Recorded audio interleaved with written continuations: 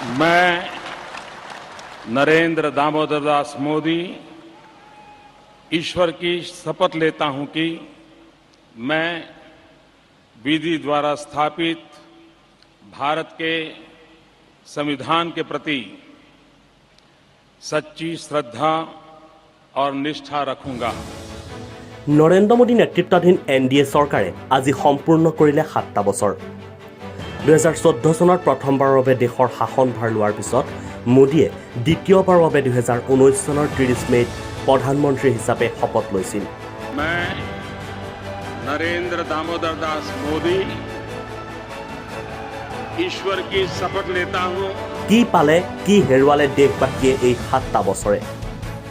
আজি আমি এই প্ৰতিবেদনৰ জৰিয়তে দৰ্শকসকলক জনাব বিচাৰিছো মোদীৰ কাৰ্যকালৰ কেইটামান সফলতা আৰু বিফলতা। মোদী নেতৃত্বাধীন এনডিএ চৰকাৰে বিগত 7টা বছৰত লোৱা জনহিতকাৰী আঁচনিসমূহৰ ভিতৰত আছে প্ৰধানমন্ত্ৰী জন ধন যোজনা। দেশৰ প্ৰতিটো পৰিয়ালে বেংকিং সুবিধাৰে আৱৰিবলৈ এই আঁচনিৰ শুভাৰম্ভ কৰিছিল মোদী চৰকাৰে। স্বচ্ছ ভাৰত অভিযান বিশ্বৰ ধনী দেশসমূহৰ দৰে ভাৰতকো স্বচ্ছ নিকা আৰু প্ৰদূষণমুক্ত কৰিবলৈ 2014 চনত মোদী আৰম্ভ কৰিছিল স্বচ্ছ ভাৰত অভিযান। ইয়াৰ উপৰি startup India, make in India, আত্মনিৰ্ভৰ ভাৰতৰ দৰে দীৰ্ঘম্যাদী আঁচনিৰ শুভাৰম্ভ কৰিছে মোদী চৰকাৰে। এতিয়া চাওঁ আহক যোৱা 7 বছৰত ক'ত ক'ত বিফল হ'ল মোদী চৰকাৰ। প্ৰথমটো বৃহৎ বিফলতা হ'ল নিবনুৱা সমস্যাৰ হ্ৰাস কৰাত।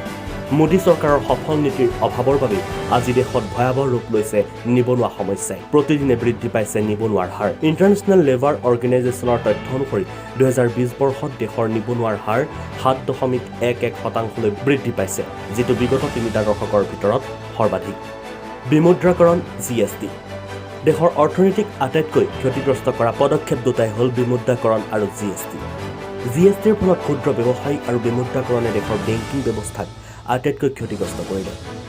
অৰ্থনীতিবিদসকলেও দেশৰ এই অৱস্থাৰ বাবে দোষাৰোপ কৰে মোদীয়ে গ্ৰহণ কৰা এই দুটা পদক্ষেপক। ইয়াৰ উপৰি ক্ৰমাগতভাৱে ভাৰতৰ GDP নিম্নগামী হৈছে, যি অৰ্থনীতিৰ বাবে অতি অশুভনীয় লক্ষণ।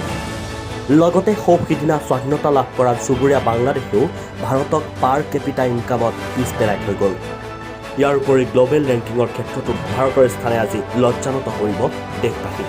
মানৱ উন্নয়ন সূচকত বিশ্বৰ 189খন দেশৰ ভিতৰত ভাৰতৰ স্থান 131, স্বাস্থ্য সেৱাত 195ৰ ভিতৰত 145, ইণ্টাৰনেটৰ মানদণ্ডত 85ৰ ভিতৰত 79, প্ৰেছ ফ্ৰীডমৰ ক্ষেত্ৰত ভাৰত আছে 180খন দেশৰ ভিতৰত 142 নম্বৰত, অনাহাৰৰ ক্ষেত্ৰত ভাৰতৰ স্থান হৈছে 107ৰ ভিতৰত 94।